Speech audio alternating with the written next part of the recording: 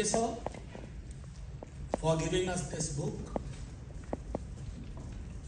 Thank you for a lovely photograph of Jawaharlal Nehru. कोई गुस्सा नहीं है. He was the first Prime Minister immediately after the partition. कोई गुस्सा नहीं, कोई आक्रोश नहीं, किसी से कोई घृणा नहीं. लेकिन आज सारी बुनियादें बदल गई. ऐसी वाली तस्वीर कोई ढूंढ के दिखा दे इन वालों की, आपको मिलेगी. Anyway,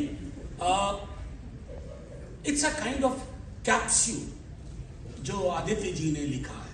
मैं जब हिस्ट्री कांग्रेस में जा रहा था तो उससे पहले भी उस पेपर को मैंने पढ़ा था. Very rich in referencing. I can see large number of students. आपके लिए किताब इसलिए भी महत्वपूर्ण है कि एक हिस्टोरियन या एक रिसर्चर रेफरेंस और आर्काइव से कैसे डील करता है, उसके लिए भी आवश्यक है कि आप ये किताब पढ़ें. अब आते हैं जवाहरलाल नेहरू के बारे में जो कई सारी चीजें हैं इस किताब को. ये किताब अब मैंने तकरीबन 2 बैठक में खत्म कर दी. फ्लो है और मैं इसको एक ऐसे अकाउंट के रूप में देखता हूं कि जहां नेहरू की तारीफ में कसीदे नहीं, नेहरू को उसके कॉन्टेक्स्ट में रख करके बातें की गई हैं. हालांकि आज का दौर बिल्कुल अलग है. आज वाले ये समझते नहीं हैं.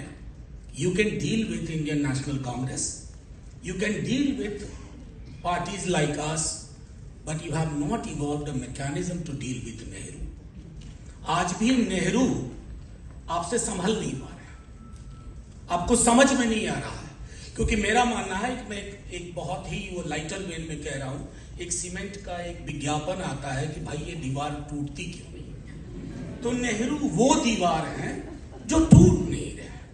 ये जो पूरा का पूरा अथॉरिटेरियन स्ट्रीक है कि यहां खोद दूंगा, ये कर लूंगा, वो कर लूंगा, उसके बरक्स, उसके सामने more than the opposition parties is the Nehruvian idea of India.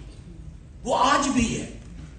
I can see large number of students who must have been born after 2000.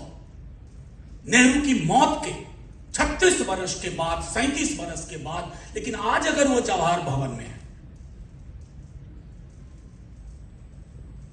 किसी वजह से, और वो वजह है जिसका इस किताब में बहुत जिक्र है, आइडिया ऑफ इंडिया. ये है क्या भला आइडिया ऑफ इंडिया? नेहरू के लिए बहुत आसान था. हाँ, एक बात और मैं कहूं, नेहरू, डेमोनाइजेशन ऑफ नेहरू पे आदित्य जी ने काफी उस पर लिखा है. हम सब दिन रात ही देखते हैं. मतलब अब तो कोई दिन ऐसा नहीं जाता है कि कुछ ऐसा हादसा ना हो जिसमें नेहरू का नाम शरीके गुनाह ना. नेहरू होंगे शरीके गुनाह. और खैर उसमें मैं नहीं जाऊंगा, लेकिन आप इसको एक दूसरे नजरिए से देखिए.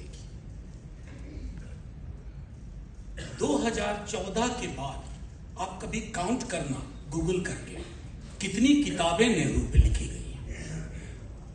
जिस व्यक्ति को, जिसके विचार को आपने मिटाने की कोशिश की, मेरा मानना है कि 14 से पूर्व नेहरू पे लिखी किताबें और 14 के बाद नेहरू पे लिखी किताबें, वॉल्यूम्स लोगों ने लिखा. अभी मैं जब आदित्य जी सर की किताब पढ़ रहा था तो उसी वक्त simultaneously I was reading Kalol Bhattacharya Nehru's first recruits. साहब क्या वो आदमी फॉरेन सर्विस के लिए लोगों की नियुक्तियां कर रहा था, बैकग्राउंड चेक कर रहे थे कि कहां से लाऊं ताकि हमारी जो बात है दुनिया के पटल पे जाए. मैं, मेरा, मुझको, वो वाली बात नहीं. ये हिंदुस्तान है, ये आइडिया ऑफ इंडिया है, और मुझे दुनिया के पटल पर अपने देश के बरक्स वैसे लोग चाहिए जो हमारी बात कह पाए. आत्ममुग्धता की बात नहीं, सेल्फ सेंटर्ड पॉलिटिक्स की बात नहीं. तो ये दोनों किताबें लगभग कमोवेश मैंने 2-4 दिन के अंतर पे पढ़ी है. तो मैं आपसे कह सकता हूं कि नेहरू को जितना ही आप, उससे पहले मानस की किताब का यही डिस्कशन हुआ था.